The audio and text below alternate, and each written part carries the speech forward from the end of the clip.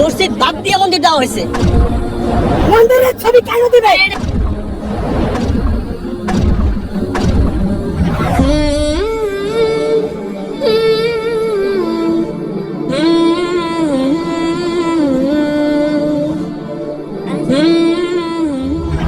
আমার প্রশ্ন হলো, আমরা যখন নামাজ পড়ি সেই সময় আমাদের পকেটে টাকা থাকে, সেই টাকায় অনেক মানুষের ছবি থাকে, মন্দির থাকে, মূর্তি থাকে, আরো অনেক কিছুই। এমন টাকা পকেটে থাকলে আমাদের কি নামাজ হবে?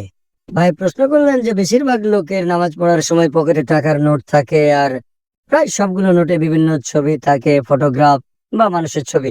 নামাজ পড়ার সময় টাকা থাকে পকেটের ভেতরে, মানি ব্যাগে, এই অবস্থায় সে নামাজ পড়ে। এটা কি শিরক? এ ব্যাপার নিয়ে চিন্তা করছেন, এটা কি হারাম? নামাজ পড়ার সময় পকেটে টাকা থাকা, এখন কোন মূর্তিকে প্রণাম করা হারাম, টাকাটা মাথার সামনে রেখে তারপর যদি সিজদা দিলেন তাহলে সেটা হারাম, অথবা টাকাটা বুকের উপর রেখে নামাজ পড়লেন, এটা হারাম। কিন্তু টাকা যদি পকেটে রাখেন, এই পকেট কিন্তু পেছনের দিকে, সাধারণত পেছনে রাখেন, কিন্তু নিয়ত থাকাই গুরুত্বপূর্ণ নয়। টাকাটা মাথার সামনে রাখলেন কিন্তু সেটা ইবাদত করা, এটা নিয়ত না, তারপরে সেটা হারাম। বলছেন এই মূর্তিকে প্রণাম করা আমার উদ্দেশ্য না, তারপরে করছেন, সেটা হারাম।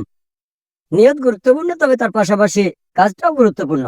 কিন্তু যদি টাকা রাখেন মানি ব্যাগে, বেশিরভাগ ক্ষেত্রে থাকবে পেছনে, পেছন দিকে কি ইবাদত করবে? ঠিক। 1 নম্বর পয়েন্ট, এটা থাকে পেছনে। বুক পকেটে থাকলে হার্টের কাছাকাছি থাকবে।